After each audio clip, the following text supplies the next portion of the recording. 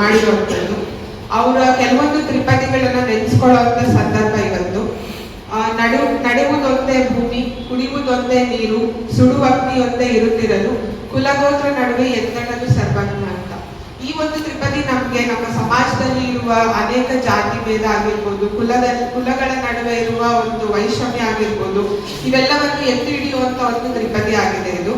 So ನಾವು ಈ ತ್ರಿಪದಿಯಿಂದ ಏನ್ ಅರ್ಥ ಮಾಡ್ಕೋಬೇಕು ಅಂದ್ರೆ, 16ನೇ ಶತಮಾನದಲ್ಲಿ ನಾವು ಎಷ್ಟೋ ಜನಪ್ರತಿನಿಧಿಗಳಾಗಿರ್ಬೋದು ಅಥವಾ ಮಹಾತ್ಮ ಗಾಂಧಿ, ಅಂಬೇಡ್ಕರ್ ಇವರೆಲ್ಲರ ಹೋರಾಟಕ್ಕೂ ಮುಂಚೆನೇನೆ ಇಂಥ ಮಹಾಕವಿಗಳು ನಮ್ಮ ಸಮಾಜದಲ್ಲಿ ಏನ್ ತೊಡಕುಗಳಿದೆ ಅದನ್ನ ನಾವ್ ಯಾವ ರೀತಿ ಸರಿಪಡಿಸ್ಕೋಬೇಕು ಅಂತ ತಮ್ಮದೇ ಆದ ಒಂದು ವೈಶಿಷ್ಟ್ಯವನ್ನು ತೋರಿಸೋ ರೀತಿ ತ್ರಿಪದಿಯನ್ನ ರಚನೆ ಮಾಡಿದ್ದಾರೆ.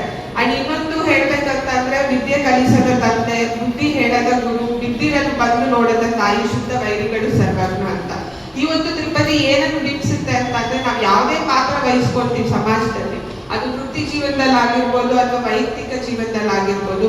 ಈಗ ನಾನು ಒಂದು ತಹಸೀಲ್ದಾರ್ ಆಗಿ, ತಾಲೂಕು ದಂಡಾಧಿಕಾರಿಯಾಗಿ ನನಗೆ ವಹಿಸಿರುವಂತ ಜವಾಬ್ದಾರಿಯನ್ನು ನಾನು ಸರಿಯಾಗಿ ನಿರ್ವಹಿಸಬೇಕಾಗುತ್ತೆ, ಶ್ರದ್ಧೆಯಿಂದ ನಿರ್ವಹಿಸಬೇಕಾಗುತ್ತೆ, ನ್ಯಾಯ ನೀತಿ ಇದೆಲ್ಲದನ್ನು ದೃಷ್ಟಿಯಲ್ಲಿ ಇಟ್ಕೊಂಡು ನಿರ್ವಹಿಸಬೇಕಾಗುತ್ತೆ. ಅದೇ ರೀತಿ ನಾವು ವೈಯಕ್ತಿಕ ಜೀವನದಲ್ಲಿ ಒಂದು ತಾಯಿಯ ಪಾತ್ರವನ್ನು ನಿರ್ವಹಿಸ್ತೇವೆ, ಅಥವಾ ಇನ್ಯಾರ ತಂದೆ ಪಾತ್ರ ಅಥವಾ ಒಬ್ಬ ತಂಗಿ ಪಾತ್ರ ನಿರ್ವಹಿಸ್ತಾರೆ, ಅಥವಾ ಗುರುಗಳ ಪಾತ್ರ, ಇದೆಲ್ಲ ಎಷ್ಟು ಪ್ರಮುಖವಾಗಿದ್ದು